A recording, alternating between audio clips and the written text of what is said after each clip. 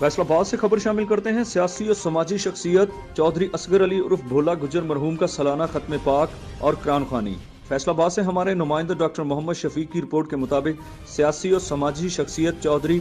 असगर अली उर्फ भोला गुजर मरहूम का सालाना खत्म पाक, कुरान ख्वानी और महफिल पाक कमाल स्कूल नाजमाबाद में मुनक्कद की गई, जिसमें फैसलाबाद की सियासी और समाजी शख्सियात MNA राना सनाउल्लाह, हज़रत ख्वाजा रियाजुद्दीन, राना शहरियार, मियाँ आसफ अजमल MPA, चौधरी शफीक गुजर MPA, चौधरी नज़र लतीफ़ गुजर MPA और समाजी शख्सियात ने कसीर तादाद में शिरकत की और चौधरी असगर अली उर्फ भोला गुजर मरहूम के लिए कुरान ख्वानी और मगफरत के लिए खुसूसी दुआ की गई।